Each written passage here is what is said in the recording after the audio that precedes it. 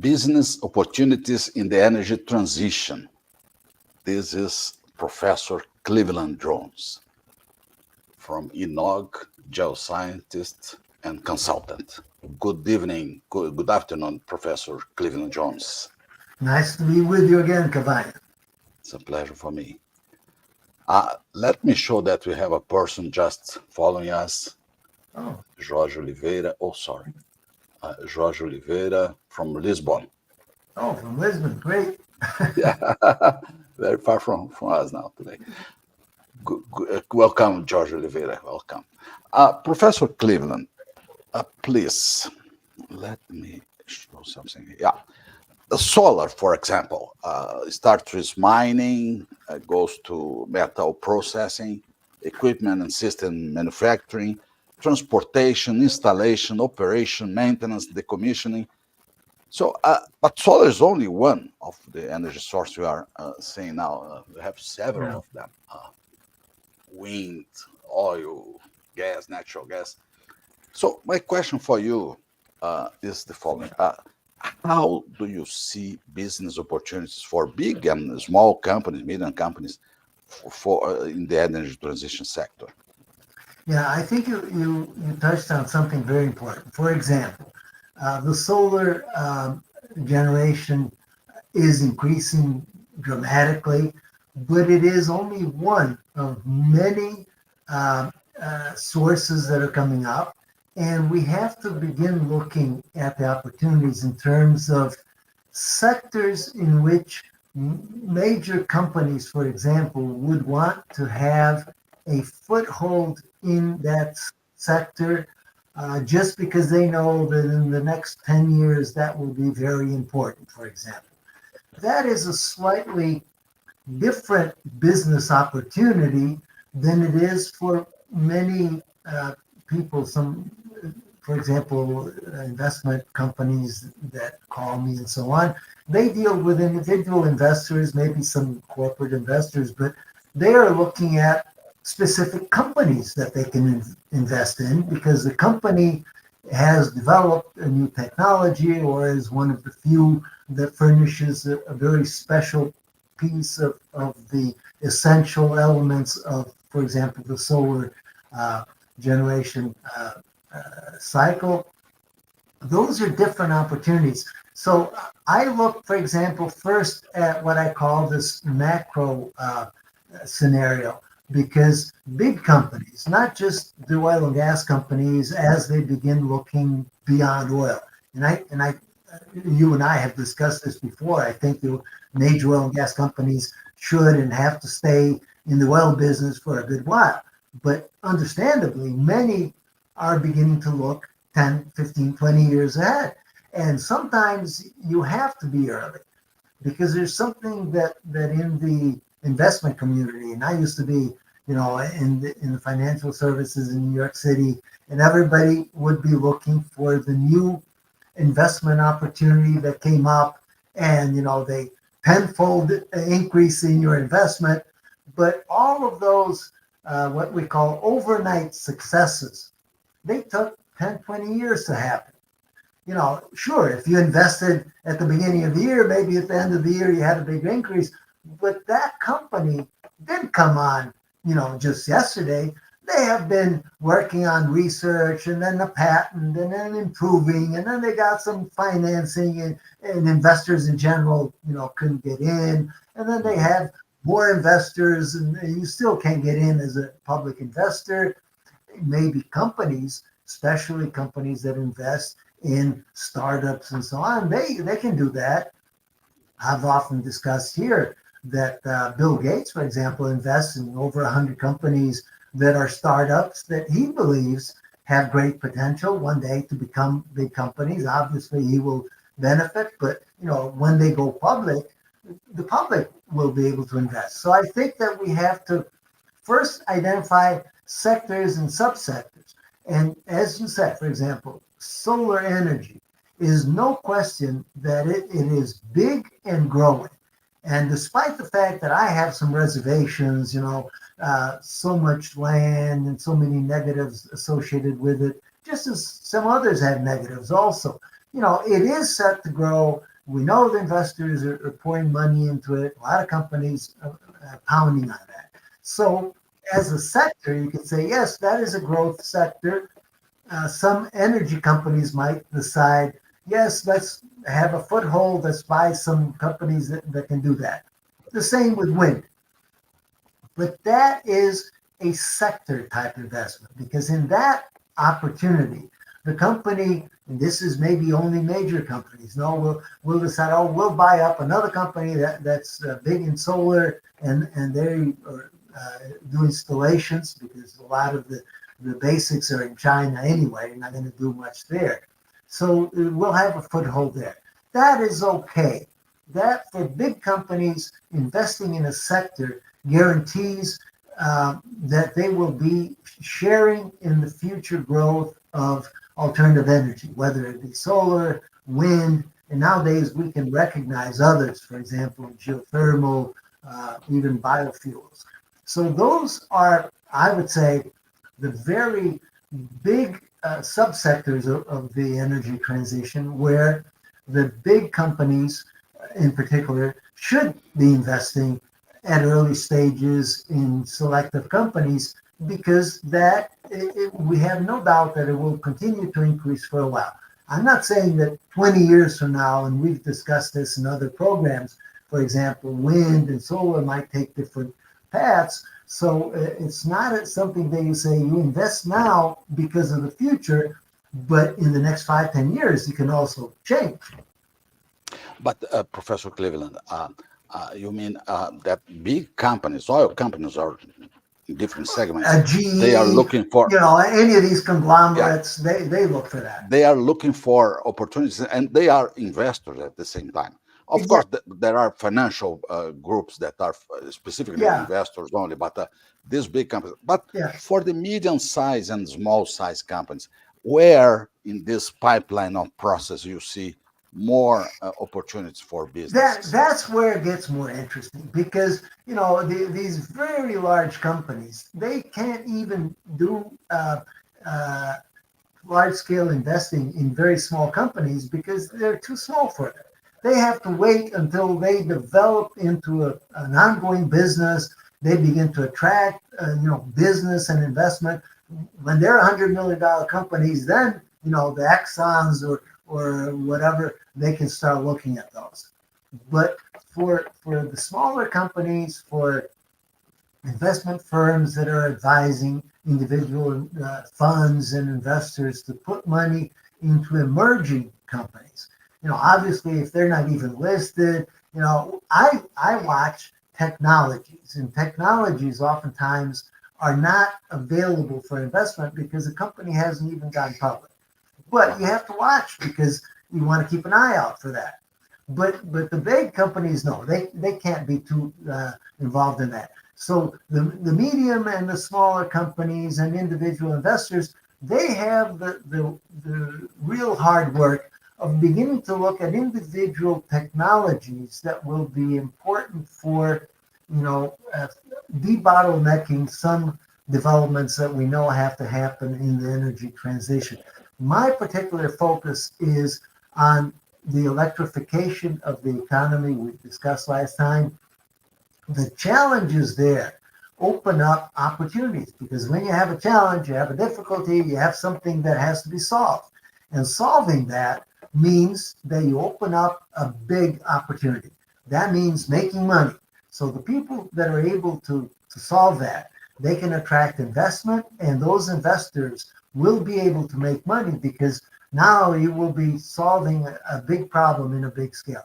I mentioned, and I want to repeat this, the electric grid of all of these major countries that are relatively developed, even some less developed countries, the electric grids will be so demanding because as we electrify more portion of the economy, those grids have been built up over 100 years. And worldwide, not only United States or Brazil, but everywhere. Exactly. And this is such a humongous piece of infrastructure that's been built over so many years that it will take a humongous effort to really upgrade those facilities to address the demand from all of these point sources and point generating sources, and they have to transmit energy back and forth. So I mentioned last time, and I think that the transmission and distribution of Yeah, electricity, that very yeah. basic thing. Sure, there's companies that do that, but the companies that are transmission companies and The distribution companies, volume that are yeah, being demanded is something strong. tremendous. And they rely on technology Yeah, that's right. which is conventional. Everybody puts up cables, but That's right. those pieces of infrastructure are very difficult to expand nowadays because of licensing impediments, environmental impediments. If you Yeah. want to build a transmission Regulatory line, processes. Yeah, yeah, across a major state, 1,000 kilometer or more line, it's very yeah, difficult. It takes yeah, years. yeah. But let me add something in this conversation. As you mentioned in the beginning of the conversation, big companies, oil or not oil Yeah, companies, electric. medium and small size companies, and individuals. I mean, Yeah, workers. Are there opportunities for them, and where are yeah. the most important Yeah, space for the I room for think them? that when you come down to smaller investors, then I have to say you have to be careful because I'm not an investment advisor. But when you're advising an investment fund, they can afford to take the risk with a small portion of their capital and invest in an emerging company. A worker with his retirement, part of his retirement savings, that is not recommended unless, he has some very good knowledge about the field and so on. So I think we're talking more about institutional investment Yeah, in new technologies. And certainly, I think that the transmission and distribution side of the electric grid offer tremendous opportunity because, we are going to need to upgrade the transmission. And the solutions that are there is just to yeah. build new lines, and that is impossible almost in the time frames that are required. Professor, how do you see battery storage? Because someone could, let's see, assemble a big quantity of batteries and rent Yeah, battery that yeah energy. Is it that possible that to do that? brings yeah that's another sector that I mentioned because storage. I instead of batteries, I discuss storage because nowadays we have, for example, solar facilities certainly need batteries because of intermittency and so on. But more than batteries, they need storage because in a lot of cases we're not talking hours, we're talking days. And then when you go into days and maybe several days, it becomes impossible from an economic standpoint to justify the cost of batteries. So you need innovative solutions, and we have those. We have what we call battery storage with electrolytes that are external to the batteries. In practice, basically, you have two tanks, and the tanks can be very large. So if you need 1 hour storage, you have this Uh, size tank. If you you need can rent 10 them. hours, 10 times bigger. So that is a solution which breaks the impediment that we used to say, gee, battery's just too big or too expensive. But in that sense, it makes it much easier because then you're only talking about filling the tank with an electrolyte, and that's not as difficult as the fancy materials that go into the generating plates inside the part where the ions are being exchanged. Yeah, I That have. that sector is big, yes. Yeah, perfect. I have three issues here. Smart grids. You mentioned something Yeah, about grids and yeah, efficiency. The second is building efficiency. This is yeah. something special because we are totally inefficient at this time. So buildings are That waste sector of is a energy. macro sector. I call Yeah, it household, commercial, even yeah, industrial energy integration services, efficiency services. The companies that are providing those services can grow tremendously. We have players in the field, but there are niche areas. If mhm, you're talking about, shopping centers, the company could make its business to supply shopping centers with solutions to install energy generation on the rooftops, for example, integrate yeah. that storage, integrate that with And efficiency. and some points of energy software for optimization. I mean, Exactly. artificial intelligence for that That's because why it smart increases grids, you efficiency. mentioned smart. And nowadays, for example, I'm quite involved with smart cities and what is involved with smart cities. It addresses the entire spectrum of services in the city, for example. And that includes individual residentials, includes commercial, includes industrial, very large scale. So you have to have a very smart system that can integrate that. A Mhm. while back, we watched a commercial video from a company that was providing solutions for a very large manufacturing plant to begin to address inefficiency. Because inefficiency is a very big issue in almost any installation.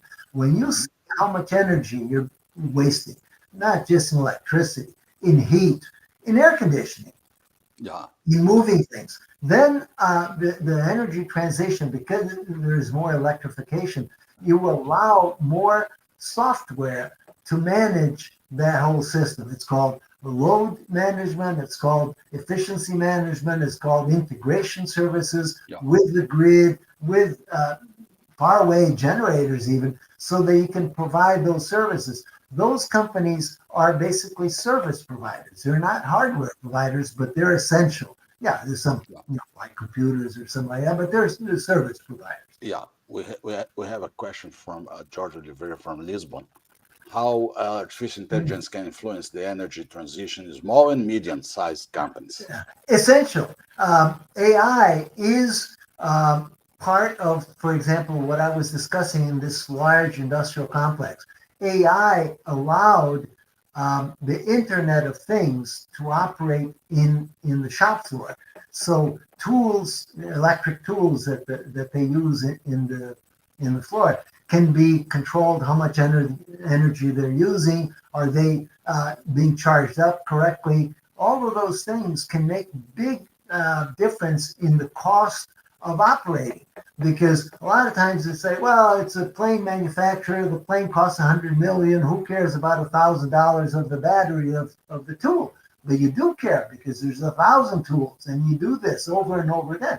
So the artificial intelligence is key to making these services viable in a company, because basically it relies on data. Artificial intelligence is nothing unless you have data collection and management. And the whole system, for example, relies on installations on the roof of the factory that can identify positions and locations, and Internet of Things is communicating with each part, with each worker, with each assembled part. That is essential to Yeah. make things And work. Professor, not only applying artificial intelligence, but making the arrangement of that. I mean, uh, uh, uh, the setup, Yeah, uh, the setup. the These, connections. these are so. See, the client can't be involved in buying, artificial intelligence service. They have to buy a ready-made solution. What they buy from these companies is a solution to make their factory more efficient, better controlled in usage, and in how they operate. They know where their employees are, where their products are, where their supplies are, and how they use them. They can't be concerned about how much storage is involved Yeah. in the AI. They just want the solution. It's the company that provides the solution that has to integrate AI with a system that works on the Internet of Things, Yeah. and then spits out a solution that sometimes doesn't very much need human intervention, but it's a solution. Those are essential services as well. Yeah. But you see, I when we talk about sectors, there's more sectors. We start thinking about large sectors that can arise, that some time ago we didn't even imagine that they would yeah. arise. And these are the sectors that large companies might still look A- at.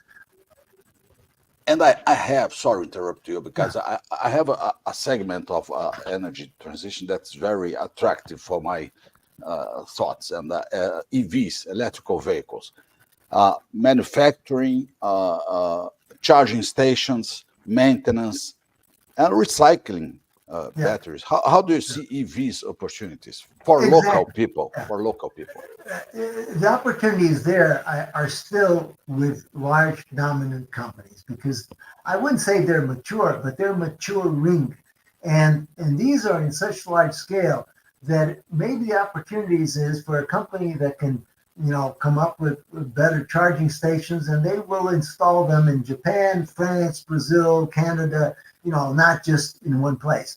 So that is the opportunity. Now that company might open up opportunities for locals, for example, if they want to invest in operating charging stations somewhere. It's just like an investor in a McDonald's franchise.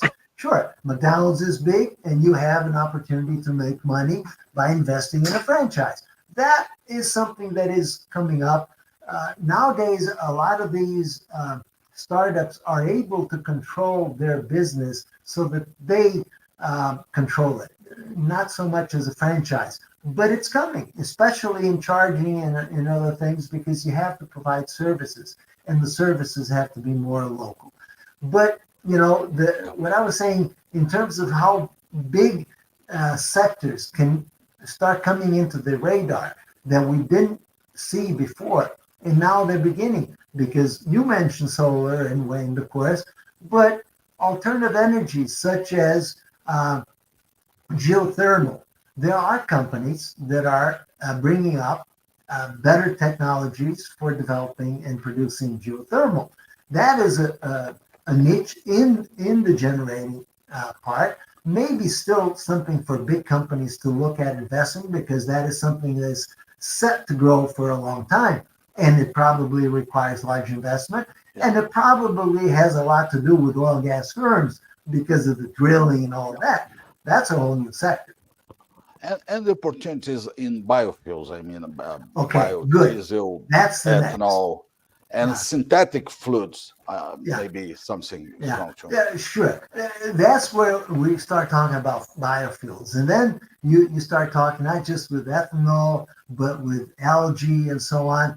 A lot of innovation going on because used to be that we had some algae tanks, they fill a lab and they say, oh, we can produce some oils and diesel and so on. It was pilot scale. Now we have installations that are producing biofuels from algae in a large scale. There is no question that that will be a very significant part of the biofuels in the future. And those opportunities are probably limited to the very larger companies that can invest and develop that, But just this, like sugarcane ethanol. That's but not a small scale stuff. this is my point. Is that attractive investment solution for? It is.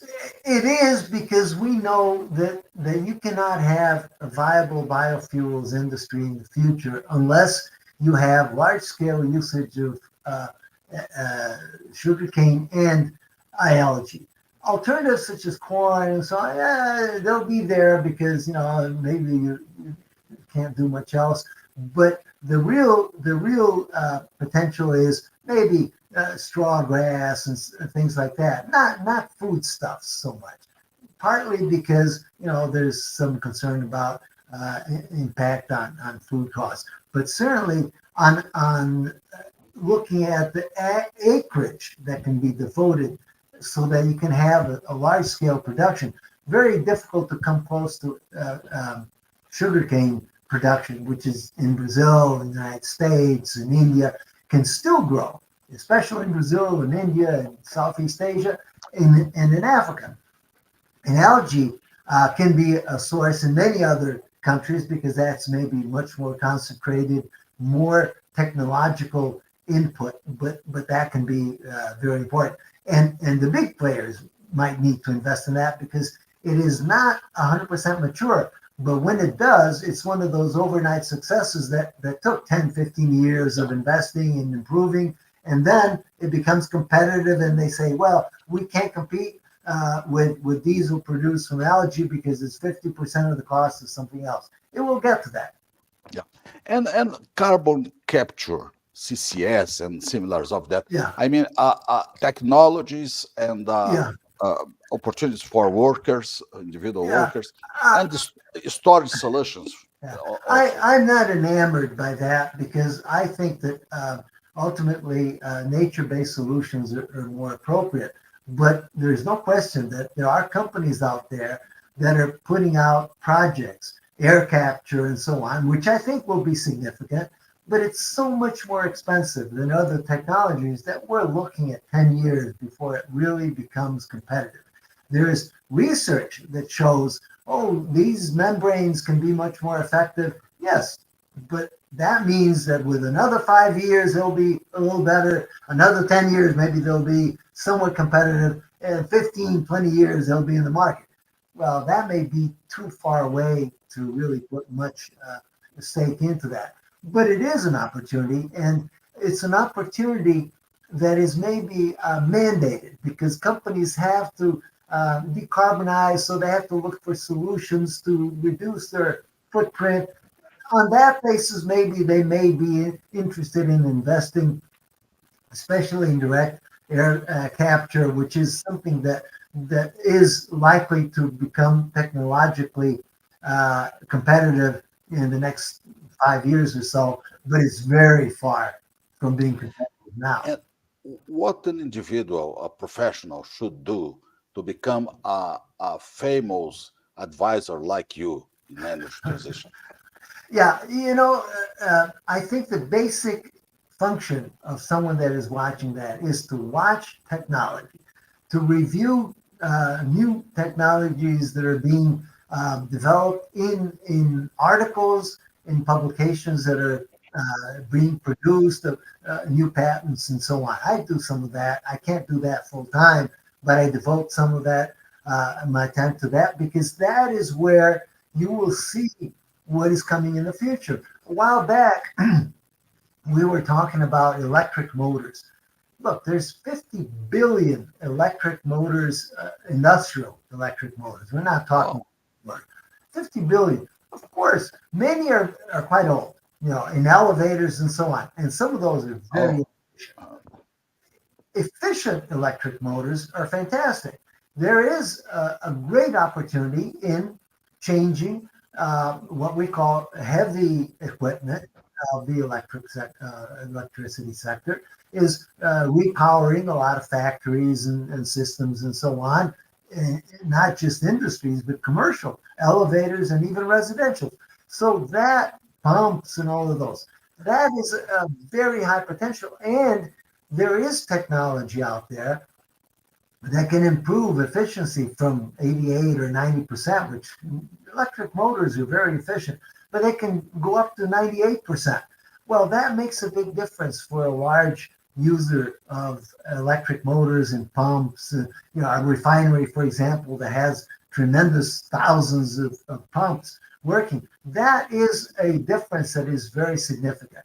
And if we're talking old equipment that is 70% efficient, well, then it's night and day. So there, and later I'll throw some names, but that is an opportunity which we know is happening, but it's mostly concentrated among big players. And individual investors have the opportunity to say, well, if I'm building my portfolio and I'm investing in Exxon and Petrobras and mhm. BP, I may also invest in some companies that are major providers of top tier electric equipment.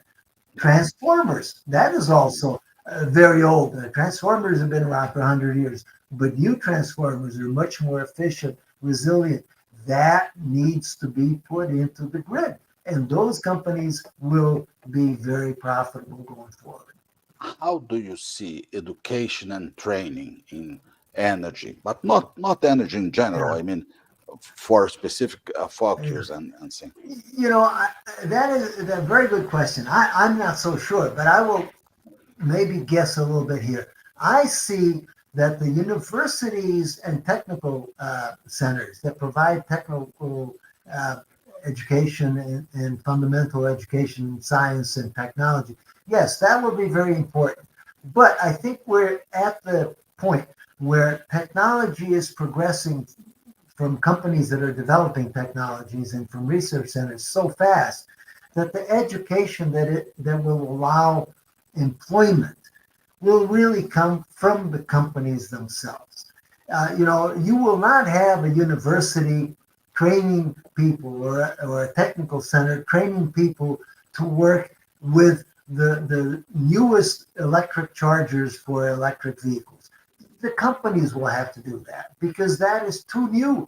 It takes time to set up a course and all that. So people will leave universities and technical centers with a good and each time better basic knowledge. But the companies that are developing the systems that are being commercialized, they are the ones that are going to have to say, we need, 100 or 1,000 employees to handle these stations. We will provide the training. We will teach you how to work the equipment and how to manage it. That's And where it comes. what percent of the population you see that they are aware about energy transition, but in real terms, not only in Yeah, generic? unfortunately, that is not a topic that we have good um, popular knowledge about. People, even some of the techie guys that, oh, I like to see the new rocket or Yeah. something. Yes, but energy transition is such a big topic, and I have dozens. Maybe I'll just read a couple. I don't know a lot. Areas that are affected that we have to watch, that I watch, and that certainly investment managers focused on portfolios that are heavy on technology, they have to watch that because they know that these things are coming fast and furious, and the population cannot accompany keep up with this. What they can be aware of is maybe if they have money, they should invest in portfolios with a management company, for example, that are technology oriented. Some are energy oriented, just as some are health oriented. Oh, I want to invest in companies that are, working on cures for cancer. Yes, that's potential. And maybe, when they have a blockbuster, that'll work out. But in the energy transition, you have to have a portfolio because there's too many, a lot of risk. A lot of them are startups. And other than the big players that I said, in electric motors, transformers, and so on, you have the big players. That they are the ones that will dominate. Those are basic companies that are going to be in any heavy industry portfolio. You sent to me 2 slides. You wanted to Yeah, show them? yeah. First, I put what I call these macro scale opportunities. So in grid upgrade, which I want to focus because that I think is premier opportunity. And we discussed last time something about reconductoring, which is a big opportunity, and the companies that are involved in this are going to fly because the grid will have to be upgraded, and there's no other way other than upgrading the grid, the existing grid, rather than building new grids. Build new grids will take 5-10 years more. And then the other opportunity there is, as I mentioned, in high temperature superconducting cables. It's a reality. It's not, science fiction stuff. And in many places, it's very competitive because the footprint, the environmental footprint, allows you to put a high power line on a residential street because the cross section is so small and so on that you don't need the permitting that you need for overhead cables. Certainly buried cables from high power are very, very expensive. These are very expensive in terms of the size, but they're very inexpensive because they're 30, 60 times more power can be transmitted over those cables. So, you're looking at solutions which have been developed over the last, I've been following that for at least 10 years. And like I said, one day there will be an overnight success. When a major utility decides to build something from New York to I don't know where with a superconducting cable system, and then of course everybody will follow. Right now we have some installations in China, Japan, South Korea, and so on. I think in the United States as well, but smaller stuff. But the overnight successes will come when this gets written up in major newspapers, and then everybody will say, yes, this is a solution, and the companies involved will do very well, even though they have been providing these solutions and improving them. Heavy equipment, I talked about the transformers, high efficiency transformers. That is, dominated by the big companies, and certainly if Siemens, GE, and companies like that. Siemens, yeah, ABB, electric motors. We have a Brazilian manufacturer, WEG, which is WEG. internationally renowned. Those are the companies that are providing the motors of the future. They're a little better, but of course you can't improve efficiency from 90 to 98. That's about as much as it can go. So this is very important and very significant for the businesses that these companies are doing. I discuss ancillary electrical equipment. This is monitoring control equipment for the lines. It includes software systems. It includes hardware that you actually install on the cables. Those companies tend to be a little smaller startups. So maybe there's an opportunity for individual investment funds to begin putting, a couple $1 million in a company, because that is the scale at which they are nowadays. $10 million is a big seed money for some of these. And once they explode, they go to the unicorn stage. The other thing we discussed, I think we discussed this in other programs, because materials are so essential to the energy transition. And I didn't want to discuss them much because that goes into mining, and maybe we can talk about it another time. But the elements, the metals that we need for electrification, everybody knows: copper, silver, and a couple more noble metals. But the difference there is, where are we sourcing them from, and how are we obtaining them? So the mining companies, the major mining companies, are there. The copper manufacturer, miners in Chile, we know. But the additional production that will have to come will be either from recycling and from new production. And that is where, new mines can start using less rich minerals, because there are no high-grade minerals left anymore. And those opportunities, even in leaching, biological leaching to obtain minerals, that is going to explode. That is already a reality, but we're getting to the point where that is going to be very big. And many metals.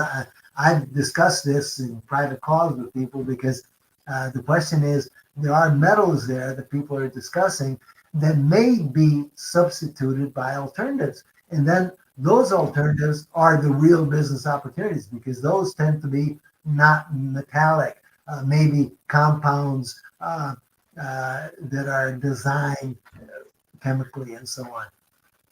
And then just two more that I wanted to mention. Electric generation from new sources. We mentioned geothermal, certainly from biofuel in terms of local production and local generation, and even the equipment for these companies, because it's slightly different than for a coal plant. And one last thing, I think this breaks the mold, and I don't think too many people think about this. Fiber optics. While you don't transmit electricity over fiber optic cable, but that is a tremendous opportunity of the energy transition, because we have bottlenecks in energy transmission. Transmitting natural gas over pipelines is much more expensive. Transmitting electricity over transmission lines is much more expensive than transmitting data over fiber optic cable. And nowadays we have such big data centers that it's better to build them somewhere and far from the generation, but where the generation is very competitive, and transmit the data, not the electricity. Yeah. That makes sense. Before we go to your last slide, Yeah. George from Lisbon, should small countries like Portugal is not a small country, it's a very big country, not not invest in small nuclear power plants? Yeah, Do you believe? yeah, nuclear power plants is an alternative that I didn't mention, but it's there. It's finally getting closer, but because it's still not so close, I didn't include it there. But in alternative uh, fission generation, there's so much going on because there's new technology by the score, and I think that's very healthy. But it's very difficult to choose technologies that are going to take No off. So I doubt. think very immature. That's for the Bill Gates to invest in. And after he invests in those and he launches them, then Portugal and all these other countries can say that's the model that we have to take and build because Uh-huh. we're too early still. Just the same with fusion. We're 30 years too early. Yeah. There is one only Yeah. slide more Yeah. from you. Well, then I look at micro scale opportunities because within those large sectors, even in grid upgrades, the AMSC is American Superconducting Program. It's a small company, but as an investor, maybe not as a major energy company that you want to have a foothold in the market, but as an investor, that's a company that you can invest in. I'm not providing investment advice, but I know that's a company that's providing solutions. Whether that will take off and be the overnight success that took 10 years to achieve, I don't know. But that is the type of opportunity that's available for investors and investment funds and so on. And nowadays there actually are competitors in the field, which shows the maturing of the technology. In heavy equipment, you mentioned Siemens, ABB, Hitachi, WEG. Those are companies that are established. They can grow their business very much. For an established company to double in size, that's very significant. When we're talking a new technology, yes, it has to grow 100-fold. But when we're talking transformers, if the business doubles because of demand, that is fantastic opportunity for an established business sector. Mhm. And then smaller niche areas, monitoring equipment. I think last time we spoke about these magic balls that you hang on power lines. There's a lot of competition in that field now. Lindsay is another one. This Norwegian company also because the transmission lines, the existing transmission lines, have to deal with problems such as high demand in the summer. They heat up, they Yeah. sag. That limits the amount of power that the transmission can handle. So if you manage that better, you can transmit 10, 15, 20% more power without building a new line. That's very, very significant. And then electricity from new sources. We discussed, geothermal, I think is important. In geothermal, the relatively pure plays, companies that are dealing with geothermal technology, they're interesting because they're already there and they can become, the overnight success when they take off. That might take a little while, but sometimes it's better to be early. And certainly there's a lot of opportunities in companies, for example, that are looking at efficiency, using waste heat in an industry and recycling it or generating electricity from that. Very, very important niche area. And then I mentioned fiber optic cables. You can't ignore that. That is actually one of the biggest opportunities because as big as fiber cable is nowadays for TV signals and data centers, we haven't begun to use the potential of fiber optic cable transmission to substitute a significant amount of power that is being more and more used by data centers. Mining for bitcoins, for example, uses a tremendous amount of energy. They should be placed in places where that is adequate, but that does not need to be close to an energy source. It can be very far because fiber optic cable transmission of the data doesn't degrade and it's very efficient and inexpensive. And the But power th- generation can be somewhere else. but this is before Elon Musk discovered a satellite transmission of energy.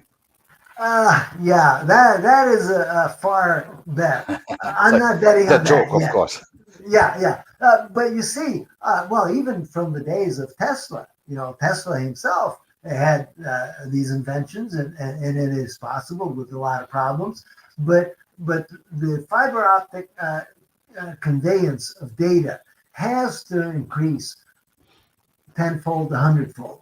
And when Yeah, that happens, we will decrease the demand on electricity transmission because we will be allocating electricity more efficiently in places where it can be generated efficiently. And then instead of sending the electricity, we do the data centers there and send it to wherever it needs to be uh, yeah, computed and managed. And then storage alternatives, you mentioned, storage alternatives, yeah, Cavagna, are so wide. yeah. Batteries, 10 different types of It's really batteries, big.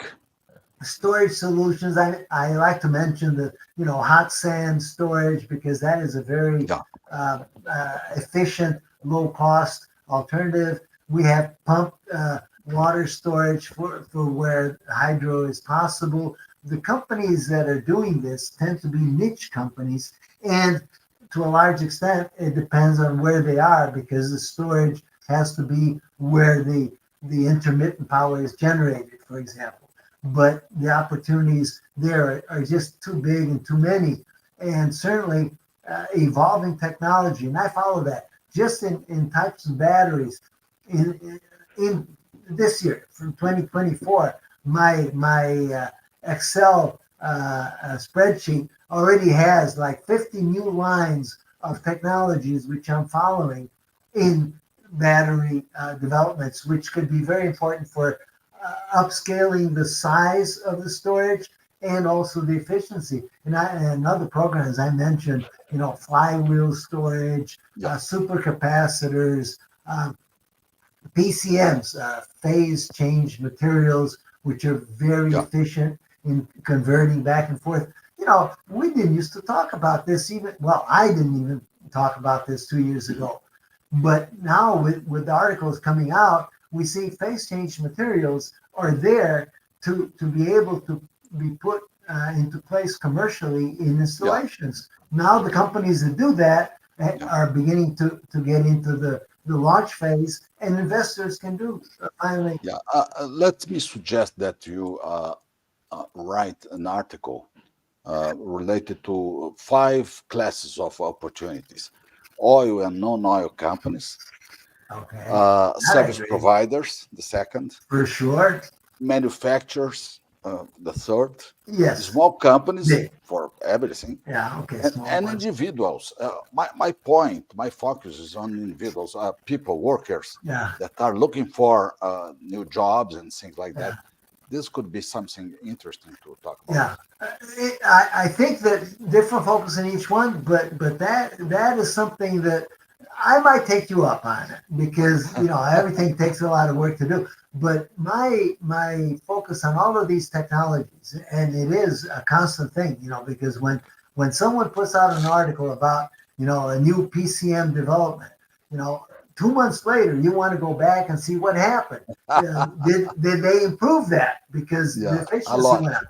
Yeah, so it's a lot of work, but that's very useful because, like I said, mostly investment funds that are investing funds for clients, and then individuals can get in on the play, and then especially young people when they're looking at what is my career going to be devoted to.